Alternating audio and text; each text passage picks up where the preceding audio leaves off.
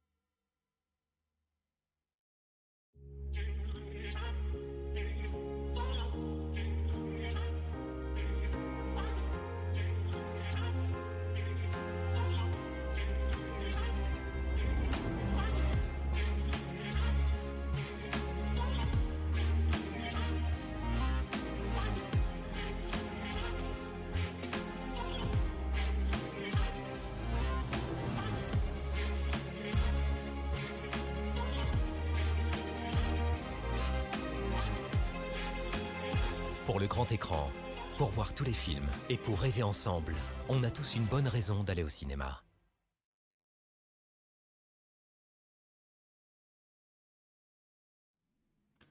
Mesdames et messieurs, bonjour et bienvenue pour les sorties ciné de la semaine. Hop, je me mets ça là, hop, tac, là. Avec quelques films cette semaine. Ils sont où mes films? Ils sont là. En tout cas, j'espère que vous allez bien. Bonjour Master. J'espère que vous allez bien, que vous avez passé un bon début de semaine. Nous, c'est assez particulier. Aujourd'hui, hier, il y avait 22 grands max couverts avec un petit courant d'air. Aujourd'hui, on dépasse les 30. Vous allez comprendre. Voilà. Bon, en tout cas, c'est comme ça. Les sorties de la semaine, c'est donc parti avec le gros film de la semaine. Tout le monde parie dessus. Et alors, attention, j'avais vu la semaine dernière qu'il y a des cinémas qui commencent à l'annoncer en moins de 12, interdit aux moins de 12 ans, et sur le site aussi bien du distributeur que sur Allociné, c'était pas indiqué. Mais effectivement, ça a été officialisé aujourd'hui, le film est interdit aux moins de 12 ans. Du coup, je me demande vraiment, parce que il me semble que le cœur de cible, c'est adolescent. Le film fait 2h36, et en plus, il est interdit aux moins de 12. Je sais pas. J'espère pour ceux qui l'ont sorti que ça va marcher, parce que les demandes étaient assez élevées en termes de séances. Donc, bon, j'espère. En tout cas, Demon Slayer, Kimetsu no Yaiba, La Forteresse Infinie, on regarde la bande-annonce. Et bien voilà, hein, une bande-annonce. Bonsoir Michel, j'espère que tu vas bien et que tu as passé une bonne journée. Voilà, donc, sachez donc 2h35, 2h36, et interdit au moins de 12 ans, donc préparez-vous. Le film doit être assez fort. Allez, on passe au film suivant. Un regarde avec Daddy Boone et Audrey Fleurot. On regarde la bande-annonce. Oui, mon doudou. Ouais, on est devant la porte avec papa là. Faut que je récupère ma planche. Le train est dans une demi-heure. J'arrive. Eh, bisous. Oui. Bah, enfin. Ah non, mais c'est toi qui l'emmènes à la gare, hein. Tu plaisantes, on avait dit que c'était toi. C'est bon, faut me laisser m'envoler un jour là, ça va. Laisse-le s'envoler. Qu'est-ce qu'il y a, ça va pas? Je sais pas, j'ai un truc bizarre avec mes yeux, mais... C'est une dégénérescence des cellules de la rétine. Ça s'opère? Malheureusement, non. Il va pas devenir aveugle. Moi, je pars en vacances, en fait, en ce moment-là. Ça vous ennuie pas si on décale de quelques jours, j'en sais rien Chris, on peut pas faire ça. Juste 15 jours. Donc on va où? On peut aller au Brésil, au Mexique. Périgord, Puy-de-Dôme. Notre fils va être aveugle et toi, tu veux l'amener à Vulcania? T'es triqué. Puis t'es radin aussi. Arrête de Putain, dire ça. mais je suis là aussi, moi. De toute façon, c'est mes vacances, c'est moi qui décide. Moi, je suis pas bichou, du coup. Hein. Ah non, papa Pichou. Eh, salut Papichou, ça va? C'est quoi cette histoire là? T'es devenu Miro? Oui, bon, ça va. Hein. C'est pas ton mec de l'été dernier? C'est trop dangereux dans ton C'est bon, papa, ça va. J'ai aimé votre fille, hein, passionnément. Mon côté rationnel, on va dire, et son immaturité, sa fantaisie plutôt. Ça marchait plus, quoi. Dis-moi, chérie, t'as tout ce qu'il faut. Parce que sinon, je t'en file une. Maman, c'est un peu gênant, ça. Hein. Ok, bah, je posais juste la question, voilà. Mon grand amour, celui qui résiste autant. Ah non, mais nous deux, Oh, ta gueule, allez, mon grand amour. allez. Il va avoir besoin de nous tout le temps, hein, toute sa vie. Tu sais. J'ai peur.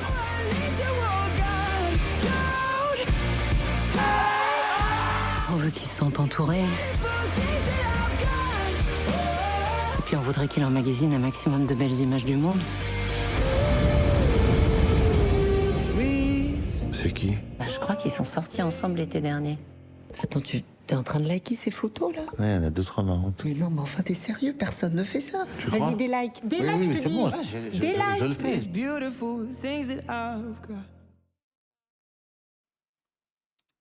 Temps superbe, ouais, même chaud cet après-midi, on a dépassé les 30, on était à 35. Alors que hier, on n'a pas dépassé le 22, gris avec un petit vent. Aujourd'hui, gros soleil, 35. Cherchez l'erreur. On passe de tout l'un à tout l'autre en ce moment, c'est assez impressionnant. Enfin. Alors, qu'est-ce qu'on nous dit sur ce film? Naissance du projet. Le scénario n'est pas de Emmanuel Poulain-Arnaud à l'origine, mais il a été bouleversé en le lisant. L'histoire de ce jeune garçon perdant la vue faisait écho à sa propre histoire marquée par la maladie et la perte d'un proche. Oui, chaud aussi. Ouais. C'est ce qui l'a convaincu d'en faire son troisième long métrage. Je pense que c'est assez inconscient à la base, mais c'est aussi un vrai sujet de fond pour moi. Ma famille est liée à ce secteur. Ma mère est déléguée médicale, mon beau-père est médecin. Et j'ai perdu mon père très tôt d'une rupture d'anévrisme. C'est évidemment très violent, très choquant, et cette brutalité impacte évidemment tout ce que je peux écrire. Le choix Ewan Bourdelle. Le rôle de Milo a nécessité de longues recherches de casting. Ewan Bourdelle, alors j'ai 17 ans, s'est distingué dès sa première vidéo envoyée. Il dégageait un mélange d'humilité et de fraîcheur qui collait parfaitement au personnage. Passionné de surf dans la vie comme Milo, il a apporté une authenticité rare. Emmanuel Poulain-Arnaud raconte qu'il avait tellement préparé son rôle qu'il a fallu parfois déconstruire certaines de ses idées pour retrouver la spontanéité à l'écran. Une comédie dans le drame. Le réalisateur voulait absolument éviter le pathos, il s'est ainsi inspiré de son propre vécu, un cancer jeune, pour montrer que dans les situations les plus tragiques naissent aussi des moments de comédie, de légèreté. Lorsque j'ai vécu mon cancer entouré de mes parents, c'était bien entendu un gros bouleversement familial, mais ça a aussi créé des situations de comédie par la gêne ou les maladresses générées par le choc. L'adaptation à ce genre de situation provoque une comédie humaine et dirige les choses. Ça ne rend pas les choses moins ou plus pesantes, mais ça laisse la place pour un peu de légèreté. Documentation médicale et immersion. Avant même l'écriture, l'équipe a travaillé avec l'Institut national des jeunes aveugles, l'INJA. Emmanuel Poulain-Arnaud et Ewan Bourdelle ont rencontré des malvoyants, des ophtalmologistes et des psychologues. Ewan a même porté plusieurs jours des lunettes stimulant la rétinite pigmentaire. On nous a ouvert toutes les portes me permettant d'interviewer beaucoup de patients d'âges divers souffrant de diverses pathologies. Cela m'a permis d'imaginer à partir de la réalité la manière dont le gamin de mon histoire allait vivre son propre mal, se rappelle le cinéaste. Le choix des Landes. Le tournage s'est installé sur la côte landaise, un lieu cher au réalisateur qui y passait ses vacances. La région a été choisie pour la lumière Golden Hour, ok, pourquoi pas, et pour le surf, qui a une place centrale dans le film, notamment via le handisurf pratiqué par les malvoyants. C'est un endroit que je connais bien car j'y ai passé certaines de mes vacances dans les environs d'Osgore. C'était évidemment idéal pour le surf, qui est beaucoup pratiqué, notamment le handisurf. C'est un sport qui s'occupe vraiment des personnes souffrant de cécité. La pratique du surf apporte énormément de choses aux malvoyants, leur permettant de retrouver de nouveaux sens. Les Landes est aussi une région où la lumière est superbe. Le film s'épanouit au fur et à mesure du récit, grâce par exemple à cette fameuse Golden Hour au coucher du soleil que je voulais absolument capter. Oui, bon, c'est un coucher de soleil, quoi. On va pas non plus... Golden Hour. C'est complètement idiot comme nom. Un duo inédit, Fleuro Boone. Le casting de Danny Boone aux côtés d'Audrey Fleuro était presque fortuit. Initialement, il semblait impossible d'intégrer Boone dans le projet en raison de son emploi du temps chargé. Pourtant, après avoir lu le scénario dans un train, il l'a immédiatement accepté, créant une alchimie inattendue avec Fleuro, laquelle il a immédiatement accepté le rôle. Un travail exigeant sur la lumière, le chef opérateur Nicolas Gorin a construit un contraste visuel fort. Plus Milo perd la vue, plus le film devient lumineux.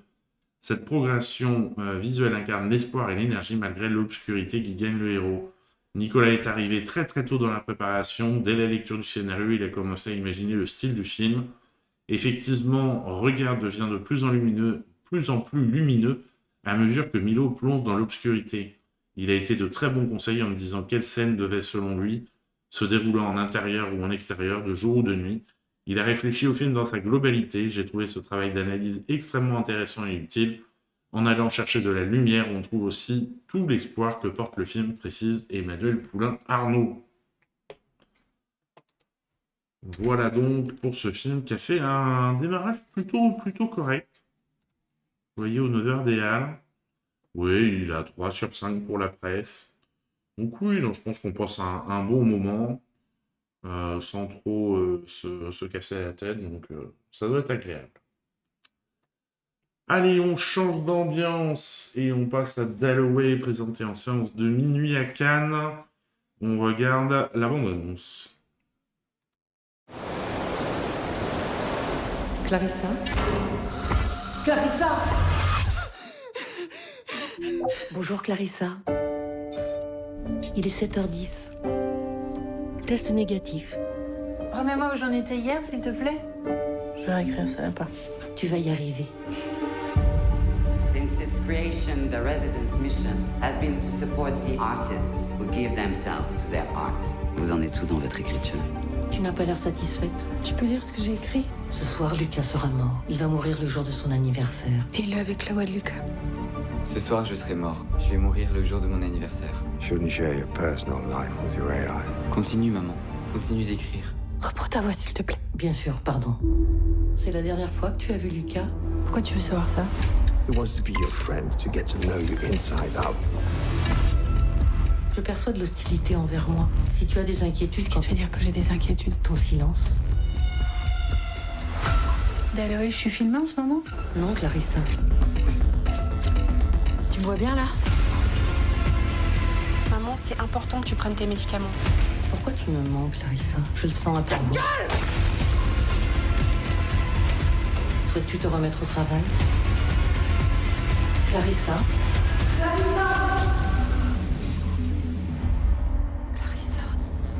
Clarissa? Monsieur Pony McGrop, bonjour, j'espère que tu vas bien. Alors, qu'est-ce qu'on nous dit sur le film?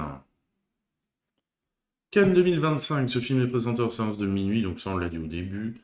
Mad World, Yann Gozlan a découvert les fleurs de l'ombre de Tatiana de Ronay pendant le premier confinement en avril 2020. Il y en a eu des choses qui se sont passées pendant ce confinement. Mais écoute, ça va bien, il fait beau, tout ça. Donc, ouais, non, bien. Une histoire traitant d'un futur proche et de toutes ces problématiques qui l'a intrigué. En outre, le livre faisant également écho à l'époque de la pandémie où régnait la paranoïa, le réalisateur a eu le désir de l'adapter sur grand écran. Cependant, il a fallu cependant attendre 2 ans, le temps de terminer un autre projet cinématographique, pour que Yann Gozlan se concentre sur Dalloway. Mais qui d'autre? Yann Gozlan s'est inspiré de la crainte du remplacement de l'homme par la machine, qui est présente dans de nombreux livres de science-fiction pour la moderniser. C'est la raison pour laquelle il a axé son intrigue sur la figure de l'artiste et comment celle-ci est confrontée dans son art à l'intelligence artificielle. Désobéissance cinématographique. Yann Gozlan a pris des libertés par rapport au livre de Tatiana de Ronay. En accord avec cette dernière, ainsi il a ajouté le contexte de la pandémie, il a supprimé certains personnages et modifié un peu l'intrigue, notamment la fin, qui est beaucoup plus ouverte dans le roman. Avec ses co-scénaristes, le réalisateur a préféré concentrer son intrigue sur la relation entre Clarissa et son IA. Plan XXL, le réalisateur a multiplié les gros plans de Cécile de France pour être au plus proche de son regard, afin que le spectateur adopte son point de vue hostile sur l'environnement, tandis qu'il est présenté au départ comme rassurant. Yann Gozlan confie « J'ai multiplié les plans en mouvement qui suivent Clarissa, ou les plans subjectifs nous faisant découvrir ce qu'elle voit comme si nous étions plus près d'elle. À travers cette mise en scène subjective et immersive, je voulais créer un double mouvement chez le spectateur, qu'il s'identifie entièrement à Clarissa, comprenant ses motivations, ressentant sa montée de stress, tout en doutant à un moment donné de sa santé mentale. » Elle a dit oui. C'est en regardant une émission retraçant la carrière de Mylène Farmer, dans laquelle on pouvait voir une interview de la chanteuse, que Yann Gozlan a l'idée de lui confier le rôle de Dalloway. S'il passe quand même des essais peu concluants avec d'autres actrices, il décide malgré tout de contacter Mylène Farmer par une amie commune. Séduite par le scénario, elle accepte immédiatement d'incarner cette IA. Les mots sont nos vies, ce n'est pas la première fois que Mylène Farmer prête sa voix dans un film, bien au contraire. Elle a ainsi prêté sa voix à Sélénia dans la trilogie d'Arthur et les Minimoys de Luc Besson, 2006, 2009, 2010. Par ailleurs, en 2024, elle est la narratrice du documentaire Bambi, l'histoire d'une vie dans les bois, c'est vrai, je m'en rappelle. Et elle est la voix française du papillon Blossom dans Blue et compagnie de John Krasinski. Je te dis tout. En amont du tournage, Mylène Farmer a enregistré toutes les répliques de son personnage au studio Guillaume Tell de Suresnes, en compagnie de Cécile de France. Les répliques ont été ensuite diffusées lors du tournage dans les décors afin que la comédienne puisse interagir avec la voix. Mylène Farmer a dû réenregistrer certaines répliques à la demande de Yann Gozlan afin d'avoir un ton plus chaleureux. Par ailleurs, le cinéaste a multiplié les plans sur la tablette affichant le logo de Dalloway afin de créer un chant contre chant avec Cécile de France, comme s'il s'agissait d'un dialogue entre deux personnages et non pas seulement une IA. J'ai constaté qu'en voulant trop la spatialiser par un système multicanal qu'offre le Dolby Atmos, la voix de Dalloway devenait trop celle d'une machine, ce qui créait une distance avec le spectateur, là où au contraire je désirais une proximité et des échanges les plus naturels possibles. Sans contrefaçon ou presque, le bâtiment ultramoderne où ont été tournées plusieurs scènes du film devait forcément se trouver en Belgique. Contrainte de production oblige, ah oui, c'est que oui, il y a de la production belge. Et l'équipe a jeté son dévolu sur un centre culturel de la ville de Daines. Ah ouais, il existe vraiment. Putain, c'est chouette. Le lieu a été agrandi numériquement, des volets végétaux ont également été ajoutés. Les scènes dans les couloirs et dans l'escalier circulaire ont été tournées dans d'autres lieux en Belgique. Bon, on a l'architecture générale quand même. Dépressive high-tech, l'appartement de Clarissa a été entièrement construit en studio. Les plafonds ont été placés très bas pour renforcer l'angoisse et l'enfermement. C'est une belle contrée. La vue de la baie vitrée est une photographie prise depuis les hauteurs du parc de Saint-Cloud. Parce que c'est elle. Si Yann Gozlan a d'abord pensé à une première comédienne qui s'est désistée rapidement, il a ensuite songé à Cécile de France qui a lu et a accepté le rôle en 24 heures. Mélo dit avec Dalloway, c'est la troisième fois que Yann Gozlan travaille avec son compositeur Philippe Rombi. Le réalisateur a voulu des sonorités inspirées de celles de Michael Small, qui a beaucoup travaillé sur les films d'Alan J. Pakula. Une doléance qui a visiblement plu à Philippe Rombi, qui a commencé la maquette de la bande originale, avant même de voir une seule image. Ça, les mecs qui arrivent à faire ça, en lisant un scénario, en discutant de l'ambiance avec le réalisateur, arrive déjà sans image à créer une ambiance sonore pour un film, je trouve ça extraordinaire à chaque fois. Parce que ça veut dire que le mec a quand même assez d'imagination pour s'imaginer ce que va être le film et voir qu'est-ce qu'il peut proposer dessus. Allez, on change d'ambiance, on part en Israël avec le film Oui de Nadav Lapid. On regarde la bande-annonce. את גורלי ואני גורלך.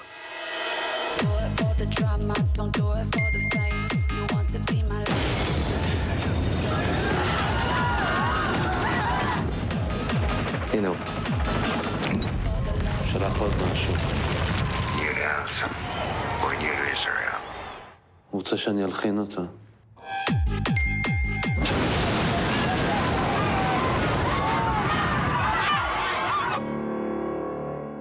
תעשה את זה?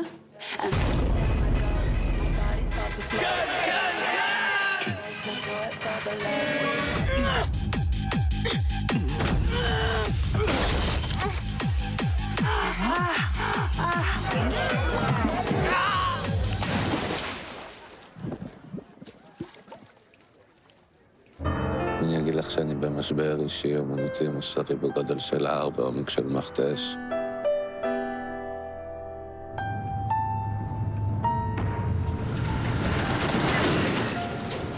ספרי מה היה ב7 באוקטובר.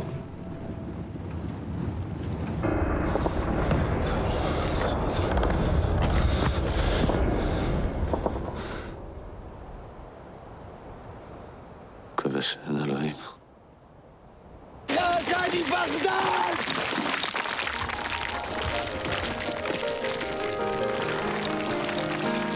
ניכנע התינוק שלי.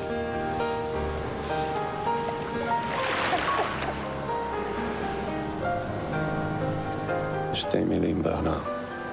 כן. לא. מה שלך?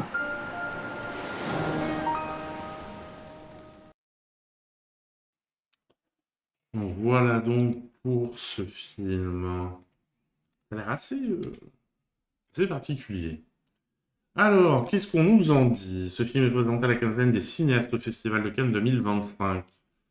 En opposition, le titre du film n'a pas été choisi au hasard, contrairement à ses précédents films qui tournaient autour de personnages s'exprimant par le refus et la contestation, comme dans Le Genou d'Aide en 2021. Le réalisateur Nadav Lapid a cette fois décidé de s'intéresser à un homme qui a accepté, quoi qu'il lui en coûte, ce qui lui était demandé. Une première, Y, le protagoniste du film joué par Ariel Bronze, est de l'aveu même du réalisateur son premier personnage principal passif. Contrairement aux héros de ses films précédents, il accepte tout et se donne sans condition. L'être fétide, ce n'est pas la première fois que l'un des personnages d'un film de Nadav Lapid s'appelle simplement Y. C'était notamment déjà le cas de celui campé par Avshalom Polak dans Le Genou d'Aed. Tournage, oui, a été tourné entre Israël, Chypre et la France d'octobre à décembre 2024. En outre, le dernier acte du film a été tourné à Chypre. À l'écran comme à la ville, après Le Genou d'Aed, Nadav Lapid dirige de nouveau ici la comédienne Nahama Preiss, qu'il connaît bien puisqu'il est marié avec elle. Le couple vit à Paris depuis 2021. Avant le drame, si oui se déroule au lendemain de l'attaque du Hamas du 7 octobre 2023, le scénario du film a quant à lui été écrit par Nadav Lapid au printemps de cette même année. Il a fallu une dizaine de jours à la suite des terribles événements en Israël pour que le réalisateur ait le courage de se repencher sur ce qu'il avait rédigé plusieurs mois avant. Le scénario original a alors connu quelques modifications sans être totalement transformé. De journaliste à acteur, oui, marque les premiers pas au cinéma de Pablo Pilot-Vivien, éditorialiste et journaliste français régulièrement invité sur les plateaux de télévision. Il est notamment le rédacteur en chef de la revue Regard. Un drapeau omniprésent dans le film, le drapeau israélien apparaît à de très nombreuses reprises. Pour le réalisateur, cela ne relève pas de l'exagération, mais bien du strict reflet de la réalité dans le pays à l'heure actuelle. Depuis les attaques du 7 octobre 2023, les nuances ne sont plus vraiment à l'ordre du jour et les Israéliens vivent dans une certaine binarité. Le sentiment patriotique est très fort et cela se traduit donc par l'omniprésence du drapeau. Influence picturale, un grand admirateur de l'œuvre de Jackson Pollock dont il loue le mélange de hasard et de création, Nadav Lapid a cité explicitement en ouverture de son film un autre peintre, l'allemand Georges Grosz et son tableau Les piliers de la société, peint en 1926. Abandon, pour la première fois de sa carrière, Nadav Lapid a dû faire face au refus de nombreux techniciens de travailler avec lui. Une décision qui était motivée par le sujet du film ainsi que par les opinions politiques du cinéaste. Chaque jour du tournage, l'un des membres techniques décidait d'abandonner. Le réalisateur a même dû engager un chef maquilleur serbe, Branislav Nikic, car tous les maquilleurs en Israël se distinguaient par leur patriotisme exacerbé. Et j'ai entendu qu'ils en ont pas... Ah bah oui, c'est un film France Inter. Ils en ont parlé sur France Inter ce matin en bien. Donc, à voir. Et c'est pareil, il est long, lui. Hein. Il fait... je crois qu'il fait 2h40 aussi. Je vais voir qu'on vérifie ça. Oui. Il est interdit aux moins de 12 ans et il fait 2h30. Voilà, voilà. Allez, on passe au film suivant, Nino. On revient en France avec ce film dont on regarde la bande-annonce. Vous avez bien passé des examens médicaux récemment? Ouais, c'est pour de la fatigue. Puis on vous a prescrit des examens complémentaires pour une douleur persistante à la gorge, c'est bien ça? C'est pas un... Vous êtes jeune, donc prioritaire. Vous pouvez commencer dès lundi.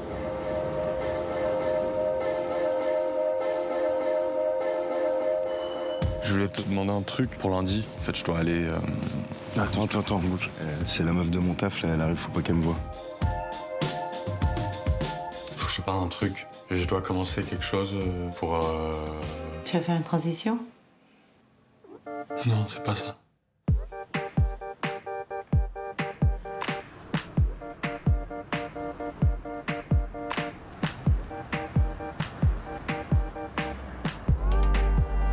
On se connaît, non? Si, on était au collège ensemble. Et c'est quoi là que tu peins? De la neige. L'autre jour, je me demandais comment elle était morte. Il a compris qu'elle allait mourir, qu'elle a senti. Qu'est-ce que ça changerait? T'aimes bien avoir un enfant? J'aime bien, ouais. Attends, on arrête la fête, non? On va pas faire comme si tout allait bien, là, c'est... On fait déjà tout ça.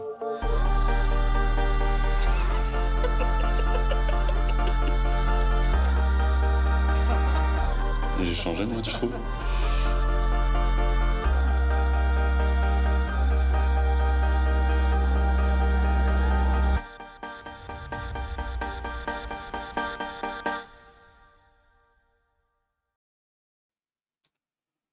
Voilà les pérégrinations de Nino à travers Paris, alors qu'il a appris qu'il était gravement malade. Alors, qu'est-ce qu'on nous dit sur le film? Cannes 2025. Ce film est présenté à la semaine de la critique au Festival de Cannes 2025. En outre, Théodore Pellerin a remporté le prix Fondation Louis Roederer de la Révélation pour son rôle dans Nino lors de cette dernière édition. Nouveau métier, il s'agit du premier long-métrage réalisé par Pauline Loquès, ancienne programmatrice sur France Inter. Avant Nino, elle a tourné un court-métrage, La vie de la jeune fille, qui a été acheté par Arte.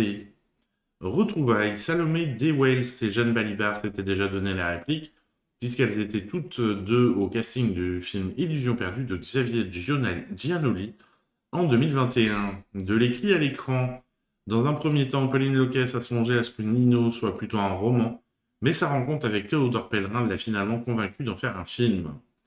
Hors des sentiers battus, Pauline Loquès souhaitait montrer une autre image de Paris à l'écran. Elle a ainsi tourné dans le nord-est de la capitale, dans le 19e arrondissement, près des quartiers où elle vit depuis 20 ans. Le tournage a eu lieu en octobre et novembre 2024. Le Québec en force. Outre la présence de Théodore Pellerin, le Québec est également représenté dans Nino, à travers l'utilisation de plusieurs morceaux musicaux de Flore Laurentienne, un artiste canadien également originaire de la belle province. Female gaze. Pauline Loquès voit son film comme le regard de plusieurs femmes sur un personnage masculin. Pour son premier long-métrage, la cinéaste s'est en effet essentiellement entourée de femmes qui occupent ici des postes clés, directrice de la photographie, directrice de karting, monteuse, chef déco, script, première assistante ou encore directrice de production. Période précise, avec Nino, Pauline Loquès souhaitait évoquer la maladie, mais sous un angle différent. Plutôt que de montrer son personnage principal en train de lutter contre le cancer, elle a ainsi choisi de s'intéresser à ce que le cinéma montre plus rarement, à savoir les jours qui précèdent le début du traitement chez les malades. Travail en amont, il était important pour la cinéaste que le personnage principal, Nino, ne soit pas totalement condamné par la maladie. C'est pourquoi ce dernier souffre d'un cancer de la gorge dont il est possible de guérir. Afin de donner plus de crédibilité à son histoire, la réalisatrice s'est énormément documentée en amont du tournage, puisqu'elle a rencontré des spécialistes, des oncologues, des malades, des accompagnants, tout en faisant des recherches sur la maladie et les protocoles. Inspiration. Le personnage de Nino est inspiré de l'un des proches de la réalisatrice, Romain, à qui le film est dédié. Ce dernier est décédé d'un cancer à seulement 37 ans. C'est dans le but de retrouver l'espoir que Pauline Loquès s'est mise à écrire cette histoire. La boucle est bouclée. Présentée à la Semaine de la Critique lors du dernier festival de Cannes, Nino a été l'occasion pour Pauline Loquès de revenir là où tout avait commencé pour elle. C'est en effet à Cannes que sa vocation pour le 7e art est née, puisque sa grand-mère l'emmenait régulièrement dans les salles obscures de la ville, alors qu'elle n'était encore qu'une enfant. Voilà donc pour ce film. Très joli. Combien ils ont mis la presse? 3,8 sur 5, ouais, c'est là, on est vraiment sûr. Et il y a, oui, quasiment tout le monde a aimé, c'est bien. C'est mérité parce que vraiment, il est très joli. Allez, on passe au film suivant. L'intérêt d'Adam, dont on regarde la bande-annonce. Moi, je m'appelle Lucie. Je travaille ici dans cet hôpital. Est-ce que ma maman, elle peut rester avec moi pour dormir? La juge a accepté de vous laisser venir 2 fois par jour pour lui donner à manger. Ce que vous lui donnez, ça comble pas les besoins d'un enfant de 4 ans. Il a des carences, il a un retard de croissance. L'urgence, c'est que le gamin reprenne du poids et son sur son séquelles. Sans sa mère, ça marche pas. Il se laisse dépérir. Il faut qu'on fasse avec elle. Tu peux pas laisser tout seul. Elle peut pas rester au service. Tu sais comment ça peut tourner. La mère dedans est toujours là, c'est normal. Si cet enfant est séparé de sa mère, ça va avoir des conséquences dramatiques. Je veux pas que mon fils se retrouve dans un foyer.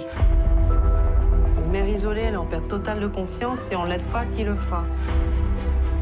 Je me bats tous les jours, seule, depuis qu'il est né sans rien demander à personne. Elle est dangereuse pour cet enfant. Elle est en panique. C'est pas notre problème. Si, c'est notre problème, justement. Il faut appeler la sécurité, il faut la sortir de force. C'est la seule manière de la faire changer. J'appelle la police? Non, pas encore. Tu te rends compte des risques que tu prends? Je sais ce que je fais. C'est nous qui gérons l'enfant quand il se réveille 10 fois par nuit en appelant sa mère. Dis-leur que tu veux rester avec moi. Voilà, il veut rester avec moi. Forcez la porte. Non, non, non. Pourquoi vous voulez pas me laisser tranquille? Vous avez besoin d'aide, Rebecca. Tu es allé trop loin. Arrêtez-vous, stop! Gâchez pas tout maintenant.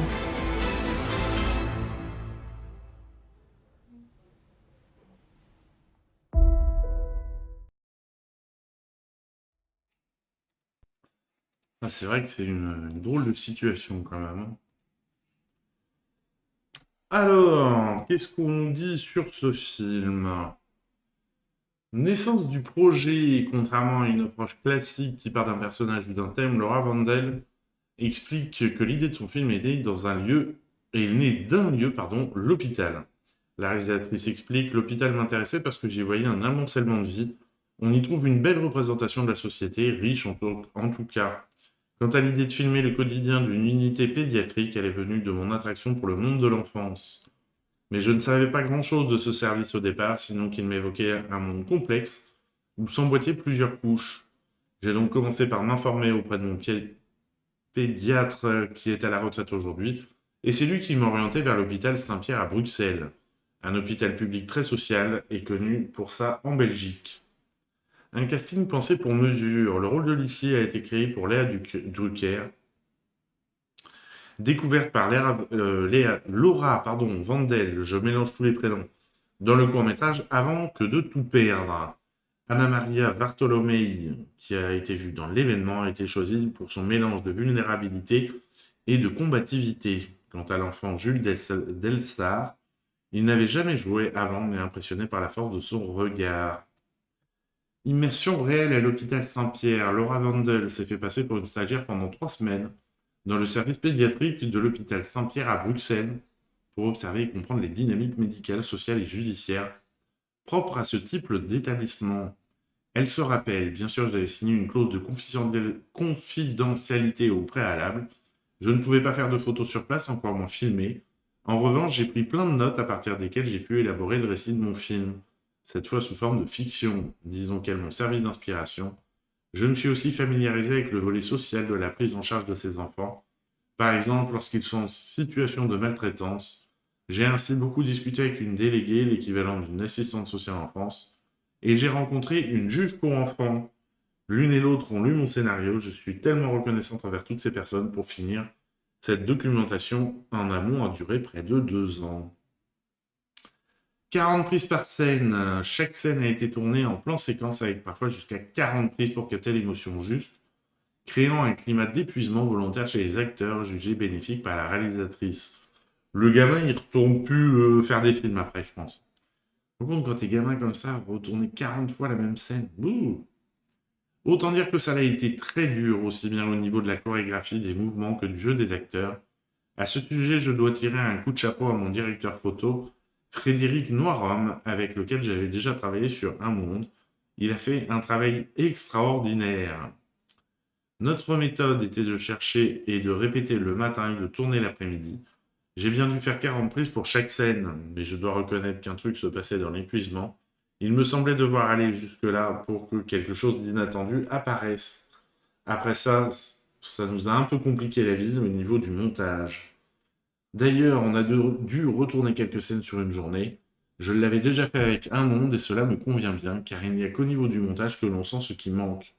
Cela étant, j'ai eu la chance de travailler avec le même monteur sur mes 2 films, Nicolas Rumpl. On ressent la même chose pour l'un comme pour l'autre, le rythme est important. C'est même le souffle du film. Cannes 2025, l'intérêt d'Adam a été présenté à la Semaine de la Critique au Festival de Cannes 2025 qui en fait l'ouverture. Laura Wendel est une habituée de la croisette puisque son court-métrage Les corps étrangers y a été sélectionné en 2014. Son premier long-métrage Un Monde y a été présenté dans la sélection Un certain regard en 2021. Oh oui, il était chouette ce film, c'est vrai, je ne me rappelais plus. On avait fait des débats avec les jeunes et des associations partenaires sur le harcèlement à l'école. Très très beau film. Une caméra portée inspirée des Dardennes. La mise en scène caméra à l'épaule suivant Lucie de dos dans les couloirs de l'hôpital est un hommage assumé à Rosetta des frères Dardenne et est aussi inspirée du cycle Chantal Akerman. La cinéaste précise: avec cette mise en scène, j'avais surtout envie que l'on sente le rythme effréné du personnel soignant, en même temps que le spectateur soit aussi épuisé que Lucie. Elle marche tout le temps, elle n'a presque pas le temps de penser. D'ailleurs, c'est ce qu'elle demande pour Rebecca, et pour elle, c'est justement un peu plus de temps. Quant à la durée du film, je ne l'ai pas choisi, c'est écrit comme ça. En fait, et c'est important pour moi, un film ne doit pas devenir ce que je veux, mais ce qu'il doit être. Pas d'explication explicite, un choix radical. Le film est conçu pour éviter les explications. Laura Wendel préfère faire confiance au spectateur, refusant le surdéfinir des personnages ou les enjeux pour laisser place à l'interprétation. La cinéaste raconte, plus l'on donne d'explications, moins l'on permet au spectateur d'accéder au personnage. Faire confiance au spectateur, c'est le plus beau cadeau qu'on peut lui offrir, il me semble. En outre, la situation que je décris dans mon film est très complexe, comme dans la vie. Raison pour laquelle, de toute façon, je ne voulais pas donner d'explications. Et du coup, c'est sûr que j'ai bataillé au niveau de l'écriture. Quoi dire, quoi montrer, c'était un vrai casse-tête.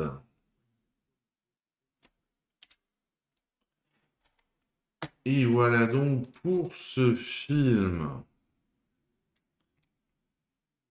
Allez, film suivant, Left-Handed Girl. On regarde la bande-annonce. 我觉得这些很奇妙。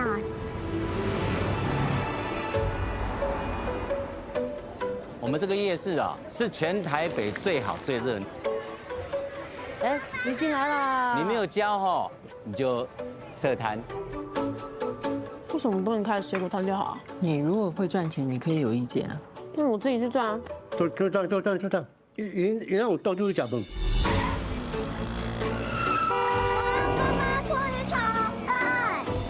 若唔倒手，你就等于咧替魔鬼做代志，安尼听有无？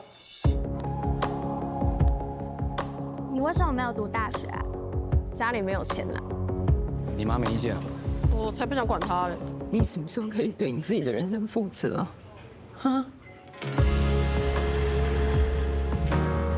你要是老是这样子的话，那我就让给别人去做哦。我们没钱了，你要去上班。你那么会讲，你怎么不自己去算啊？怡静，怎样？你在干嘛？没啊，只是看一个小东西啊。我用左手做了很多坏事啊！你还做了什么坏事啊？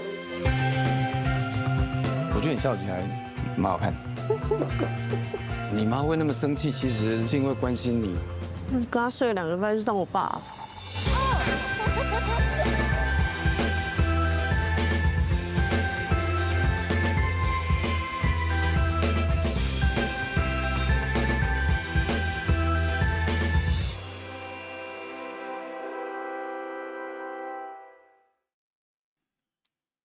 Et voilà donc pour ce film.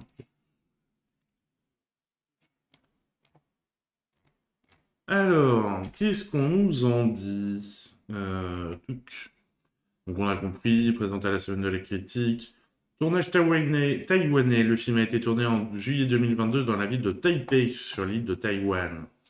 En solo, il s'agit du premier film que la réalisatrice Shi Ching-tsu réalise en solo. Par le passé, elle avait co-réalisé Take Out en 2004 avec le réalisateur Sean Baker, également producteur du film.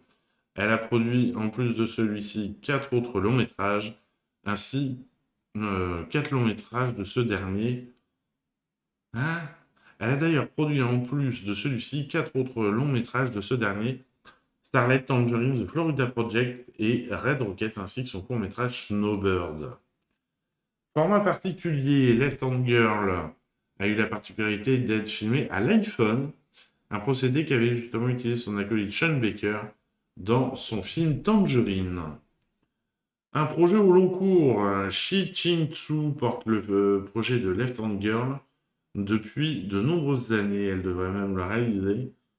À la place de Take Out, dans les années 2000 en 2010, la réalisatrice est retournée à Taïwan avec Sean Baker pour s'atteler à la pré-production du film avant de se heurter aux difficultés de financement de la part des producteurs américains, frileux à l'idée de financer un film en mandarin tourné à Taïwan. Ce n'est qu'à la suite de la présentation de Red Rocket de Sean Baker au Festival de Cannes 2021 et la lecture du scénario de Left Handed Girl par les équipes du Pacte, producteurs et distributeurs de films, que le film a enfin pu être lancé.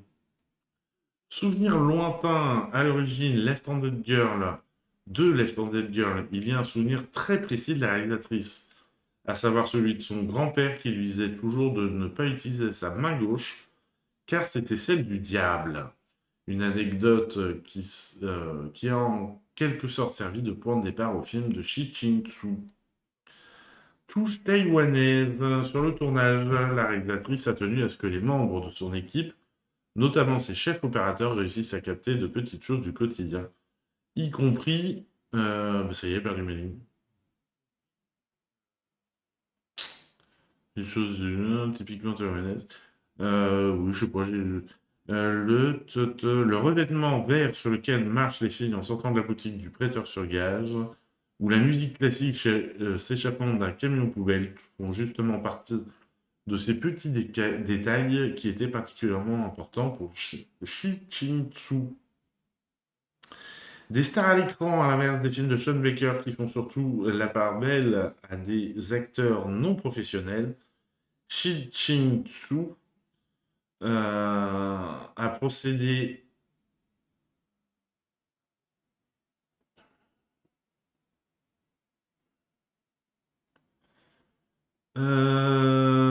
voilà. Voilà. J'étais en train de penser à quelque chose, mais je sais plus quoi. N'importe quoi. Bon, on passe à un film qui a l'air plus d'action, avec la tour de glace. Est-ce que... Non, il n'y a pas. La tour de glace, on regarde la bande-annonce. Les flocons de neige tombèrent peu à peu, et des tourbillons formèrent une figure qui conduisait le traîneau. C'était une grande et belle dame, la Reine des Neiges en personne. Coupé! Tu viens pour la figuration? Oui. Action. Sur le plateau, faites attention à Christina. Elle est impitoyable. Christina! Rien ne va. Il faut la refaire. Il faut tout refaire. Tu sais, j'ai rencontré la Reine des Neiges. Elle est encore plus belle que dans le conte. Approche. Je vais pas te manger.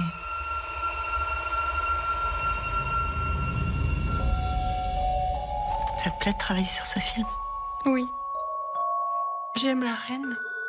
J'aime qu'elle soit immortelle. Mais elle est seule. Elle a son royaume. Tu crois que ça suffit?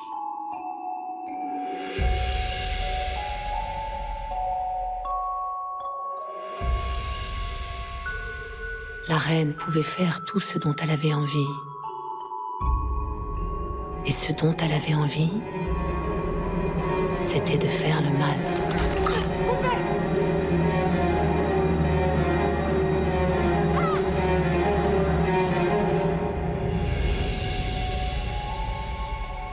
Quoi qu'il arrive, on sera liés pour toujours.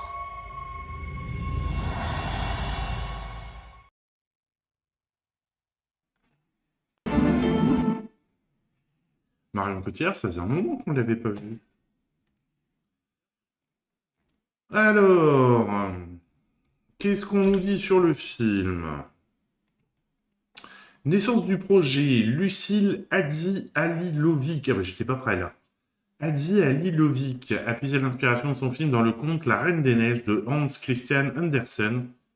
Fascinée par la figure mystérieuse et complexe de la reine, elle a choisi de réimaginer librement cette histoire en la transposant dans une réalité contemporaine. J'ai eu la chance de découvrir Hans Christian Andersen à l'âge de 5 ans quand ma mère me lisait inlassablement ses contes dans des versions non expurgées.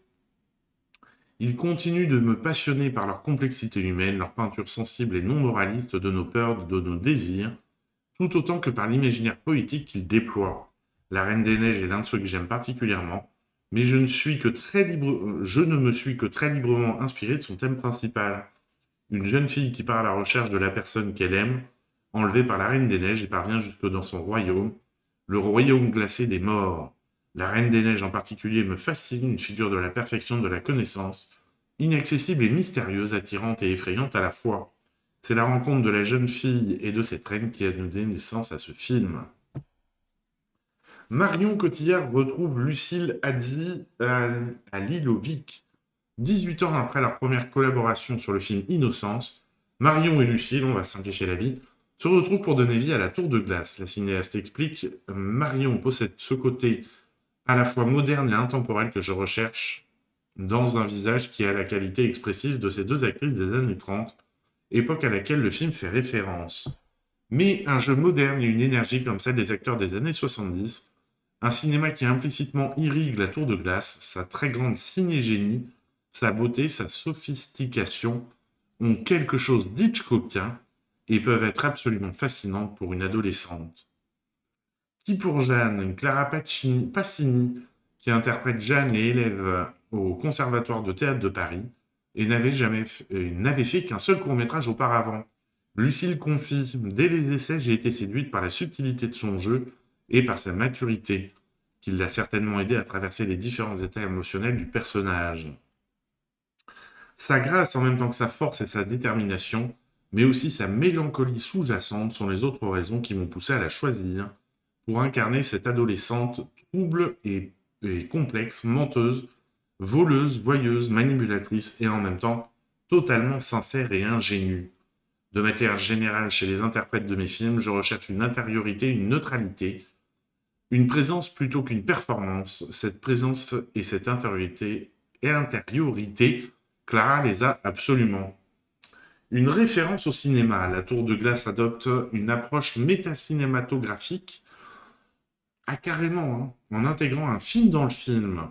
Lucille justifie ce choix. Dans le conte d'Andersen, il y a un élément très important, un miroir qui reflète le monde de manière déformée j'ai pensé que l'équivalent réel de ce miroir pouvait être à la fois l'objectif de la caméra et l'écran de cinéma. Aussi, dès le départ, j'ai eu le désir d'inclure un film dans le film, l'un étant le double de l'autre, l'un réaliste, l'autre fantastique. Puis, bien sûr, j'ai voulu que les deux films s'enchâssent, comme dans un récit gigogne se mélangent. Et cela d'autant plus que ce film dans le film est vu à travers les yeux de la jeune fille, à la manière d'un rêve, son rêve. Cette possibilité m'a paru très inspirante. Sur un autre plan, le monde politique du film dans le film a contaminé le monde réel, à commencer par le studio de cinéma où se déroule l'histoire et qui devient alors une extension du royaume. Celui-ci déborde même sur la ville, se cristallisant sur la patinoire, porte d'entrée dans le monde magique. Enfin, le studio de cinéma me permettait de montrer les images sur l'écran dans la salle de projection, dans un effet de dédoublement et de répétition excitant, car la tour de glace n'est pas tant un récit sur la fabrication d'un film que sur la fascination que produisent les images projetées et leur emprise sur les spectateurs. Ok. Mais j'étais pas prêt là sur adopte une approche méta-cinématographique, ça j'y étais pas prêt ça. Allez, on passe au film suivant. Vu le sujet, est-ce que...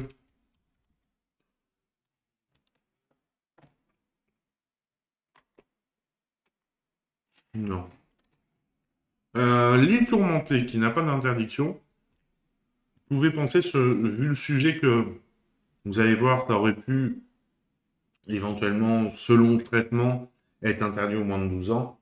Les Tourmentés, on regarde la bande-annonce.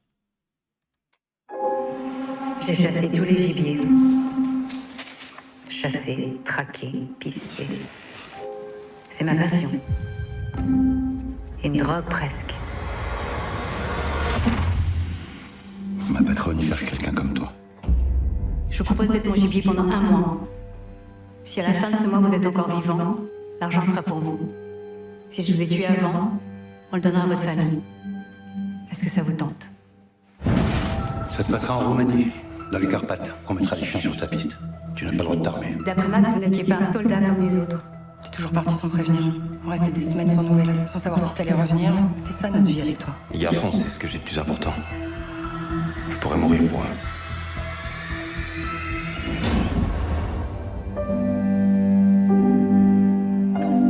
Tu es un homme qui élève ses enfants, ou un père qui disparaît en laissant plein de questions derrière lui. Et 3 millions. Je voudrais te payer une pension alimentaire. J'ai même pas une assurance vie s'il m'arrive un problème. C'est encore un métier dangereux. Pour vos enfants, votre disparition sera moins lourde à porter que votre sacrifice. C'est comme une nouvelle vie qui commence. Je te jure qu'à partir de maintenant, tout ce que je ferai sera pour vous. Le temps répare les choses.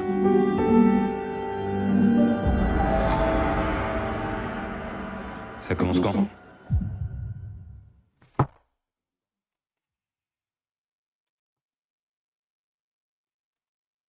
Non, stop, à toi. Merci. Faut quand même être sacrément tourmenté, comme ils le disent dans le titre, pour proposer à quelqu'un de devenir son gibier pendant 1 mois. Il faut être encore plus tourmenté pour accepter le truc, quand même. Hein, c'est... Bon... 3 millions, est-ce que c'est le coût d'une vie, 3 millions? Enfin voilà, Luca Belvaux qui revient au cinéma. Luca Belvaux qui avait fait, je ne me rappelle plus, qui avait fait Des hommes chez nous, Pas sans genre, 38 témoins, Cavale, Pour rire. Ouais, quand même une sacrée filmographie. Allez, on passe au film suivant, on revient à quelque chose de plus léger, L'homme qui a vu l'ours, qui a vu l'homme, film de Pierre Richard. Et avec Pierre Richard, on regarde la bande-annonce. Grégoire, c'est quoi un fonctionnaire? C'est ce que tu seras jamais. On met pas un oiseau en cage. Et toi, Grégoire, t'es un oiseau, toi? Oui. J'ai quitté ma cage il y a longtemps.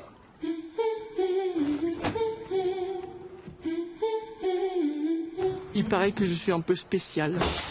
Artiste quoi? Asperger. Ouais, bah, je lui ai bien aspergé la gueule, moi. Prenez pas trop dans le coin qu'il y a un ours qui s'est échappé du cirque. Du cirque? Oui. Et quand on croise un ours, vaut mieux filer. Ouais. Comme quand on croise un gendarme. Je veux pas qu'il le prenne. Un ours, c'est pas fait pour faire le clown dans un cirque. Il y a que Grégoire, mon ami à moi, qui me comprend. Parce que souvent, lui aussi, il est ailleurs. Chacaboum, chacaboum. Chacaboum, chacaboum. On a tiré une bagnole de flic. Ça te fait rire, couillon? Tu vois ce que je vois? On ne peut pas regarder derrière Sweat dans les yeux si on lui tourne le dos. Ne l'oublie jamais. Ça veut rien dire. Le passé nous rattrape toujours. Alors il est temps pour moi de le regarder en face.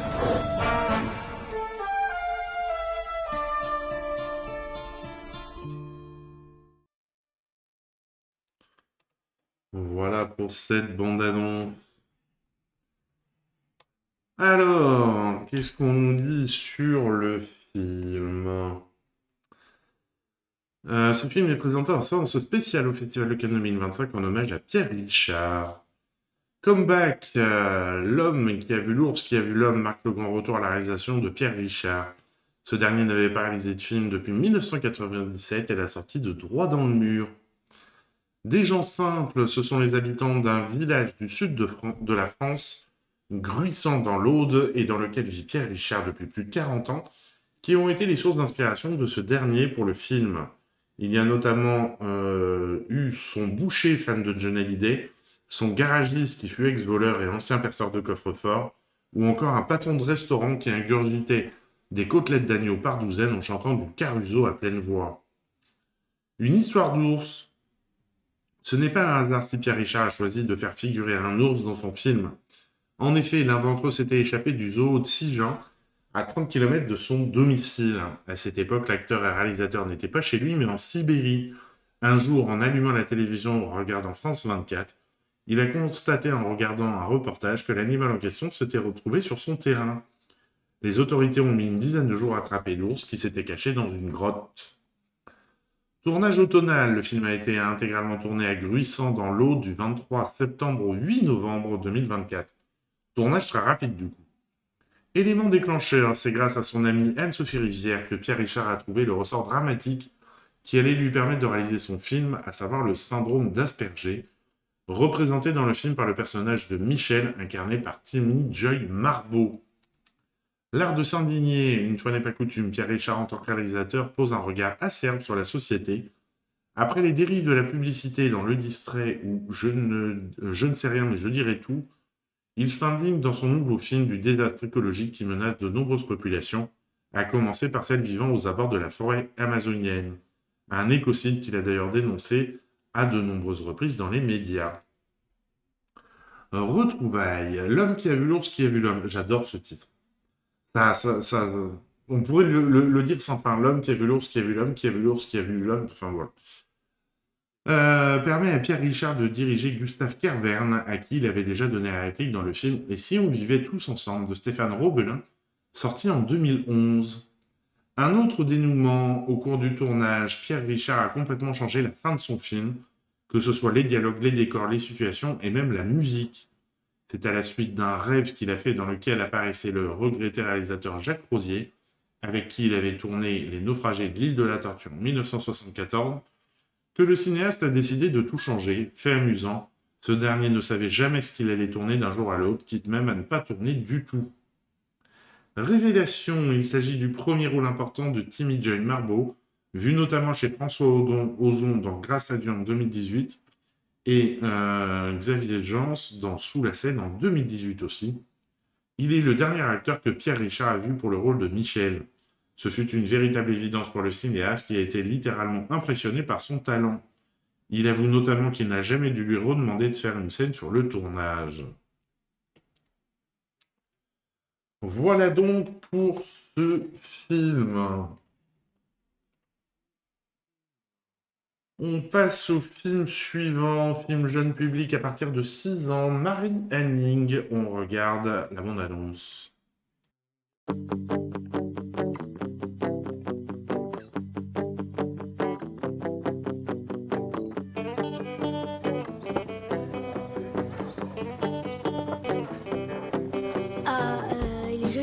c'est quoi? Écoute, Henri, la vente de fossiles, c'est une affaire de grand. C'est clair? Mais où avez-vous déniché de tels trésors? C'est Marie qui les trouve. Dans les rochers, là, vers les falaises. 5 shillings? Waouh! Voilà. Le monde a donc été créé en 6 jours et notre Terre est maintenant âgée de 6000 ans. Mais certains fossiles montrent... Cela suffit. Qu'est-ce qui va se passer si on n'arrive pas à rembourser l'argent? On devra vendre la maison et déménager en ville. Je crois que j'ai un plan.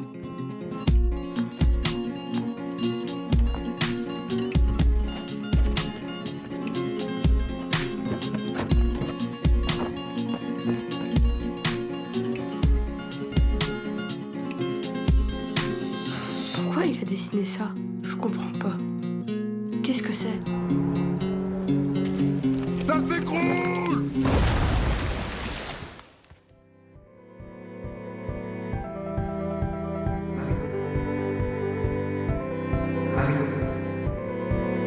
Marie.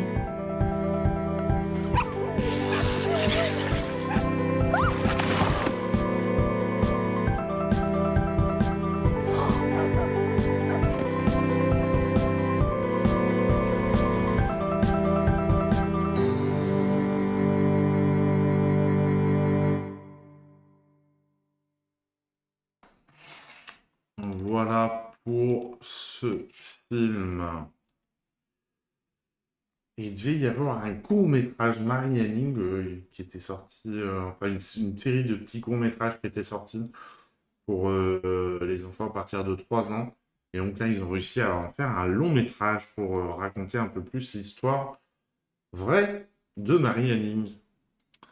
Allez, on passe à un documentaire. Wu-Tang, l'expérience. On regarde la bande-annonce.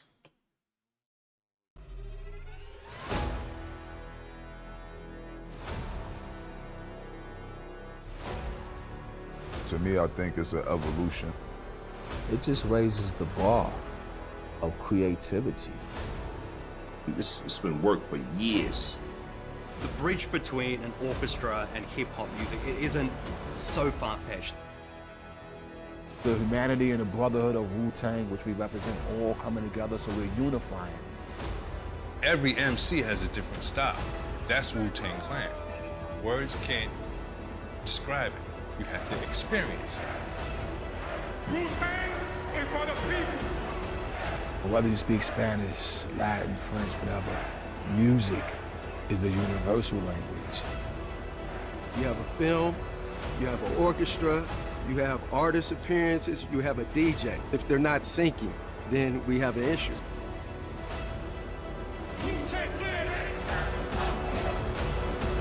Wu-Tang is forever.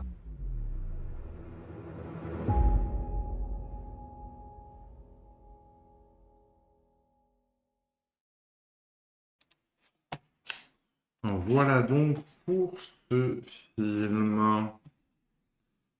Je connaissais pas du tout ce groupe. Faut que j'ai découvert en préparant l'émission. J'ai réécouté voir un petit peu ce qu'ils ont fait parce que vraiment pas du tout. Alors, je suis pas forcément très grand connaisseur de rap non plus, mais bon. Allez, on passe à un documentaire particulier dédié à Christian Clavier. La bis comica Christian Clavier, on regarde la bande-annonce.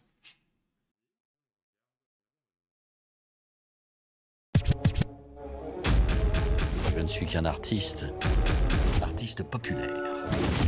À partir du moment où je voulais bien faire un documentaire, moi ce qui m'intéresse c'est de parler de mon métier d'auteur, de scénariste, de producteur, ma vie d'acteur.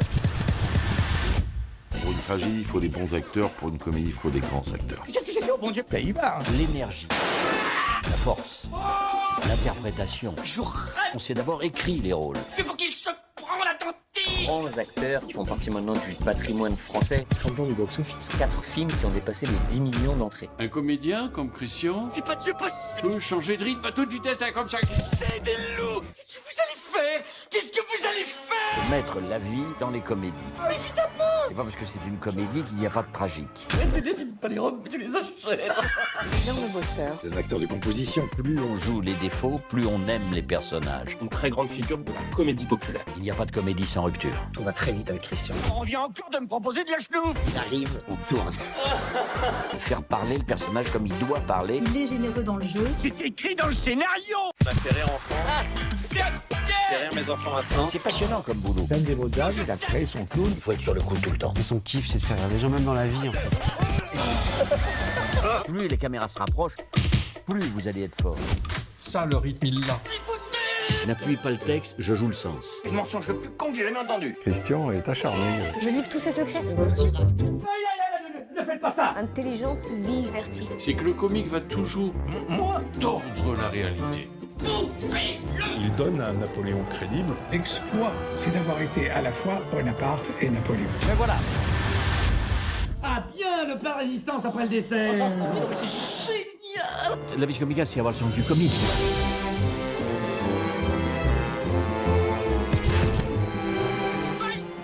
C'est ça le cinéma. Ouais, très bien là.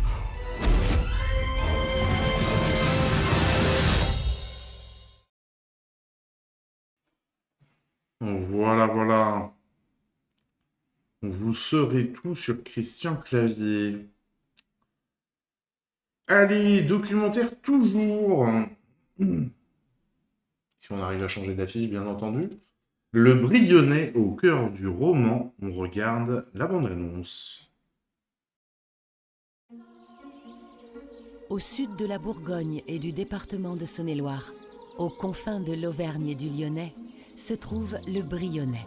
Ce tout petit territoire d'à peine 800 km² recèle un ensemble d'églises et de chapelles romanes d'une densité exceptionnelle. On en dénombrait une 60aine à l'époque médiévale. Certaines, devenues trop petites, furent démolies au XIXe siècle, mais aujourd'hui, il en reste une 30aine, entièrement ou partiellement romanes. Elles ont toutes été inventoriées par le Centre d'études des patrimoines, le CEP, basé à Saint-Christophe-en-Brionnais.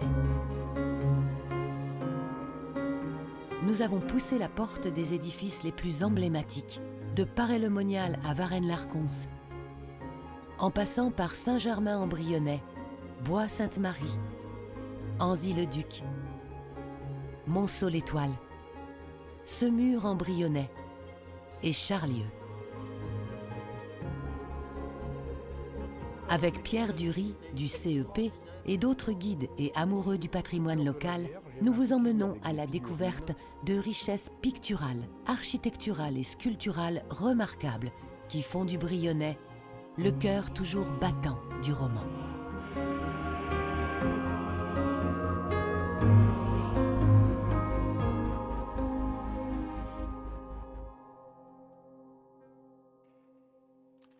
C'est beau les églises romanes comme ça a un charme. Allez, mesdames et messieurs, on arrive à l'instant Bollywood.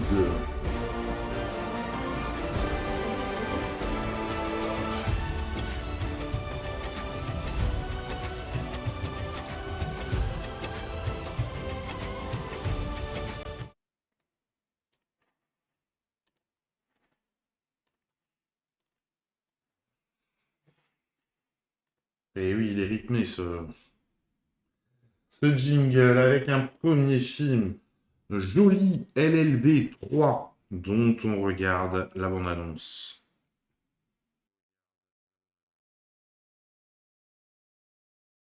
मेरे दादा को परदादा से और मुझे पिता से जो विरासत मिली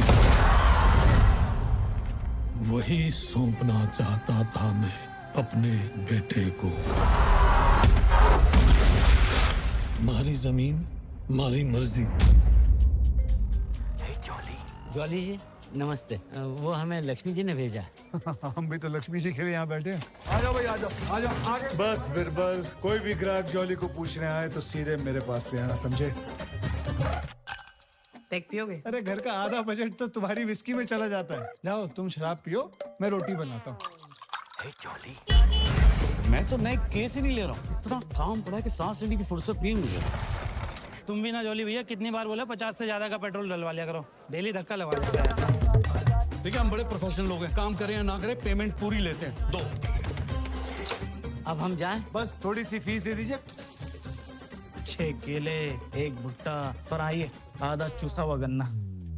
बेटे मुझसे पंगे लेगा ना तो गन्ने ही चूसने पड़ेंगे, समझा? इसे कहिए अगर परेशानी है तो अपना नाम बदल ले। मैं ओरिजिनल जॉली हूँ। मैं भी जॉली नंबर 2 हूँ। 2 नहीं है, 2 है, 2 नंबर ही तो क्लाइंट चोर। श्रीवास्तव जी, एक बार खैतान साहब से मिलवा दीजिए ना प्लीज। मुझे उनसे मिलने में 1 साल लगा था और उन्हें मेरा नाम याद करने में लगे 2 साल। थोड़ा औकात में। अरे भाई क्या हाल है? जी अरे भाई। हाँ, मिश्रा जी कानपुर वाले। रेगिस्तान की माटी है साहब, यहाँ सिक्का उछाड़ो तो उसकी आवाज सुनाई नहीं देती, रेत भी धस जावे। मुझे शर्म नहीं आई जॉली मुझसे झूठ बोलते हुए? तनख्वाह क्या होगी? 50,000 पर day. Case number 1722 Janki Rajaram Solanki versus imperial group of industry. हाँ जी, कौन है डिफेंस का वकील? हमें सर, एडवोकेट जगदीश्वर मिश्रा उर्फ जॉली। सर इस आदमी की पिटीशन में ना कोई दम नहीं, ये केस आज ही खत्म हो जाएगा। टेक्निकल मैटर है ये जाहिल, कत्था चूना लगा के पानी बेचना है। अब मैं जज की इज्जत कर रहा हूँ, नहीं तो यहीं ठोक दूंगा साले छोटू। The court is adjourned. इस देश में हरी भाई खेतान की मर्जी की वैल्यू है, तो फिर जानकी राजाराम की वैल्यू क्यों नहीं है चढ़ा? ये सारा खेल एनजीओ का है और उन्हीं के कहने पर ये जानकी राजाराम सोलंकी झूठ पे झूठ बोली जा रही है।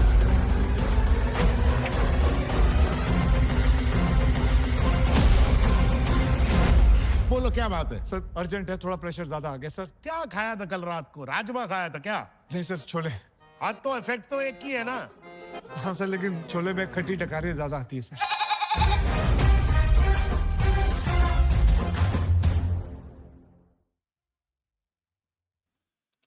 Et voilà pour ce premier film Bollywood. Et nous arrivons au dernier film de cette semaine et au dernier Bollywood avec Kiss. Alors attention, hein, on n'est pas prêt là, hein, parce que on a des sous-titres. Oui, mesdames et messieurs, hop, je mets le son. Hop, c'est parti.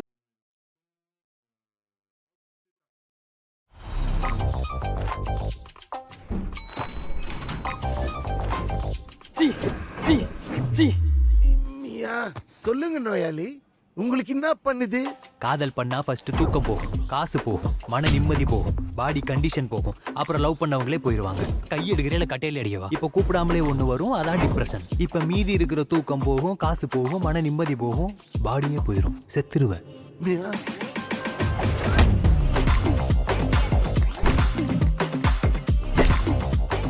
என்ன அக்கல பிடிச்சு தூக்கி இடுப்புல வச்சு சோறிட்டு போறியா? சைக்கோ. டேய் நீங்க லவ் பண்றது இன்ஸ்டால போட்டா பரவாயில்லடா, இன்ஸ்டால போடுறதுக்கு எதுக்கு லவ் பண்றீங்க? Rose is a flower. She is my lover. வாயிலே எச்சிய தூண் துப்பிடுவேன்.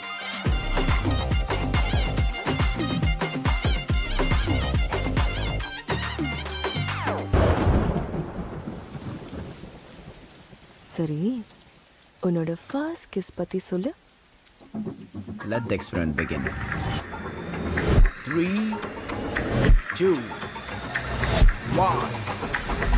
ஜும் ஜும். அவன் கிஸ் அடிக்கிறத நான் பார்த்தேன். அப்புறம் அவனுக்கு என்ன நடக்க போதோ அதை பார்த்தேன். நான் பார்த்தது தான் நடந்தது, நடந்ததை தான் பார்த்தேன். கப்பல்ஸ் கிஸ் அடிக்கிறத நீ பார்த்தா உனக்கு விஷுவல் வருது. ஊர்ல இருக்கிற எல்லா லவர்ஸையும் வர வச்சு லிப் லாக் பண்ண வைக்கிறோம், அவங்க ஃபியூச்சரை அன்லாக் பண்ணி வைக்கிறோம். I am the guardian angel. சாமிநாதா, வாயிலே என்னடா பாக்கு? லைஃப்ல ஒரு விஷயத்துக்கு ஃபுல் ஸ்டாப் வச்சா அதை அதோட விட்டுடணும். சும்மா தோணும் போதெல்லாம் கம்மா போட்டு கண்டினியூ பண்ணக்கூடாது.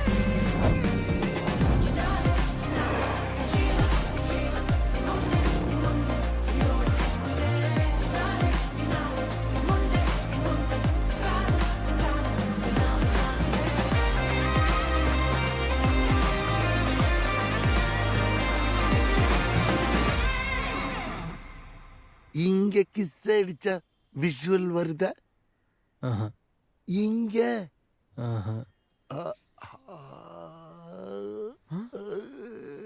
பா ஜும் ஜும் சாக் சாக் சாக். Voilà donc pour cette bande-annonce. Et c'est incroyable d'avoir des sous-titres. Incroyable. Moi, j'en reviens pas. Bien, nous arrivons à la fin de cette émission.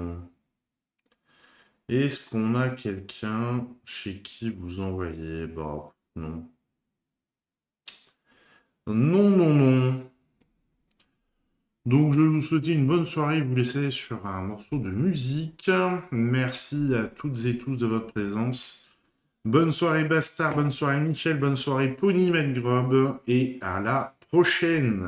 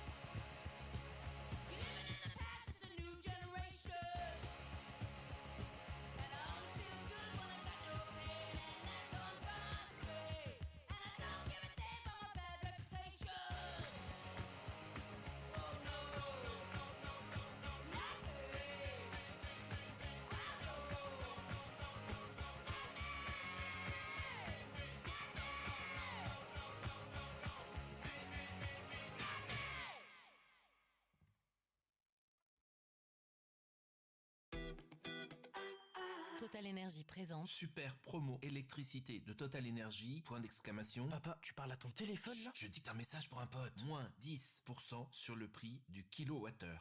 Tu me fatigues. 3 petits points. Avec l'offre Eureko, profitez d'une remise de 10% sur le prix hors taxe du kilowattheure pendant 1 an par rapport au tarif réglementé pour toute nouvelle souscription à un contrat d'électricité. Appelez le 3099.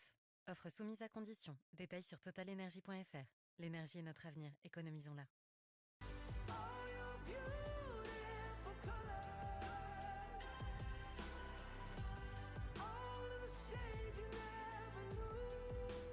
It's One Republic, our new song, Beautiful Colors, from the manga series Kaiju number 8 is out now. Go check it out. Please stream it. It's on Spotify.